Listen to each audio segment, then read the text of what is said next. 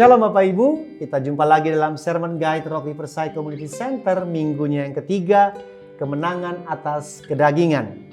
Roma 8 ayat 12 berkata, jadi saudara-saudara, kita adalah orang berhutang tetapi bukan kepada daging, supaya kita hidup menurut daging.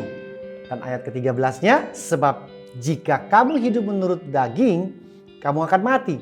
Tapi jikalau kamu oleh roh, kamu mematikan perbuatan-perbuatan tubuhmu, kamu akan hidup. Kita sudah cukup banyak tahu mengenai kisah perjanjian lama, perjalanan orang Israel di dalam menaati hukum Allah. Ketaatan mereka suam-suam kukuh. Satu hari mereka dapat taat, dan dengan mulut mereka menyembah Allah. Di hari yang lain mereka kembali ke dalam dosa dan penyembahan berhala mereka. Kita sebagai pembaca mungkin merasa jengkel dengan orang Israel yang sudah berkali-kali ditolong oleh Allah, dan mungkin merasa bahwa jika kita dalam posisi mereka, kita dapat dengan pasti taat kepada Tuhan. Tetapi kenyataannya tidak. Kita tidak mampu. Seperti yang dikatakan dalam Roma 8 ayat 3 tadi, sebab apa yang tidak mungkin dilakukan oleh hukum Taurat karena tak berdaya oleh daging. Penyebab kita tidak taat bukanlah kurangnya komitmen atau daya juang kita, tetapi karena keinginan daging ada di dalam natur kita. Selama masih dikuasai oleh daging, maka mustahilah bagi kita untuk bisa menaatinya dan berkenan kepadanya. Seperti tertulis dalam Roma 8 ayat 7-8. Allah ingin kita taat karena kasih-Nya kepada kita. Tetapi di dalam kedagingan, ketaatan itu tidak akan murni. Justru kedagingan itulah yang membuat kita saat ini menjadi musuh Allah dan berseteru dengannya. Karena natur dari daging berlawanan dengan keinginan roh. Itu yang menyebabkan kita sulit mentaati perintah Tuhan. Karena ada suatu natur di dalam diri kita yang menarik kita jauh daripada Tuhan. Kita menikmati hal-hal yang justru mendukakan dan melanggar hukum Tuhan. Dan buah dari kedagingan adalah maut, seperti tertulis dalam Roma 8 ayat yang ke-6. Kabar baiknya adalah apa yang dilakukan Kristus Yesus di atas kayu salib membebaskan kita dari kedagingan ini.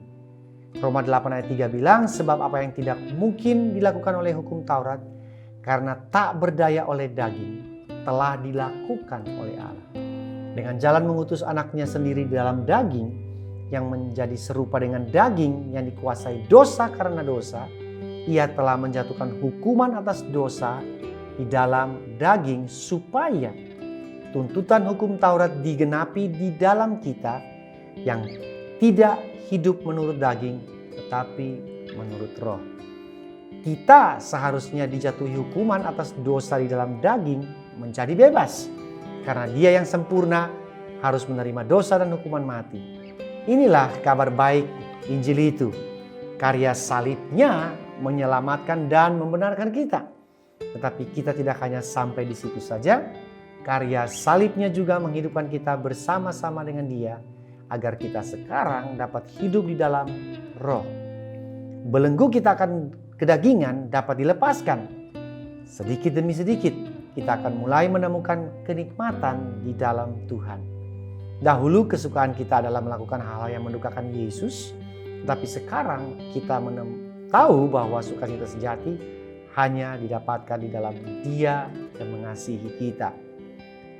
Karya salib Kristus tidak hanya membenarkan, tetapi memberikan kita hati baru yang bertobat. Kekristenan tidak bisa disebut kekristenan tanpa adanya tanda pertobatan. Jika kita menemukan orang yang berkata bahwa ia mengasihi Tuhan tetapi dia masih hidup dalam daging dan hawa nafsunya, kemungkinan besar hatinya masih dibelenggu oleh daging.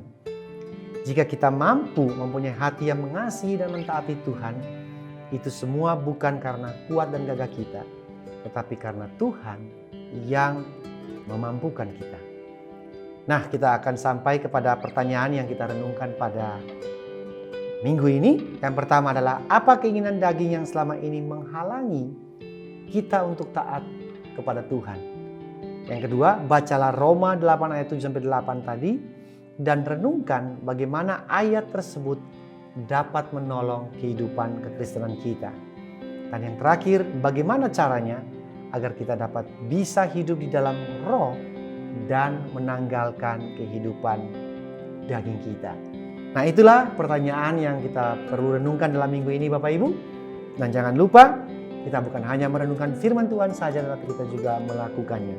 Sampai jumpa di Sermon Guide minggu depan. Tuhan memberkati kita.